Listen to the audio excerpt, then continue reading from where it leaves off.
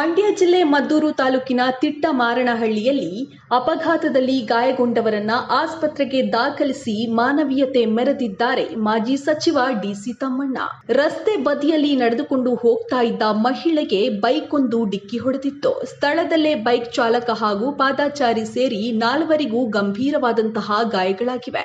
Bike ಸವಾರ ಹೇಮಂತ, ಸವಿತಾಗೆ ಗಾಯಗಳಾಗಿವೆ. ಮಾರ್ಗದಲ್ಲಿ ಕಾರಿನಲ್ಲಿ ತೆರಳುತ್ತಾ ಇದ್ದ ಮಾಜಿ ಸಚಿವ ಡಿಸಿ ತಮ್ಮಣ್ಣ ರಸ್ತೆ ಬದಿ ಅಪಘಾತದಲ್ಲಿ ಗಂಭೀರವಾಗಿ ಗಾಯಗೊಂಡು ನರಳಾಡ್ತಾ ಇದ್ದವರನ್ನ ಕಂಡು ತಕ್ಷಣ ಕಾರನ್ನ ನಿಲ್ಲಿಸಿ ತಮ್ಮದೇ ಕಾರಿನಲ್ಲಿ ಆಸ್ಪತ್ರೆಗೆ ಕಳುಹಿಸಿದ ಮಾಜಿ ಸಚಿವ ವೈದ್ಯರಿಗೆ ಕರೆ ಮಾಡಿ ಚಿಕಿತ್ಸೆಗೆ ಸೂಚಿಸಿ ಮಾನವೀಯತೆ ಮೆರೆದಿದ್ದಾರೆ.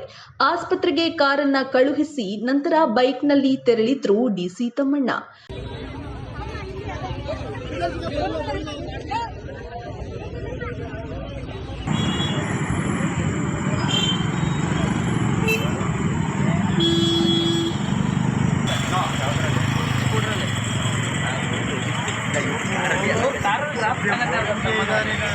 ಮರಿತಾಯಮ್ಮಗೆ ಕಾಲಿನ ಮೂಳೆ ಮುರಿದಿದ್ದು, ಮೊಮ್ಮಗ ವೈದಿಕ್ ಗೌಡಗೆ ತಲೆಗೆ ಪೆಟ್ಟಾಗಿದೆ.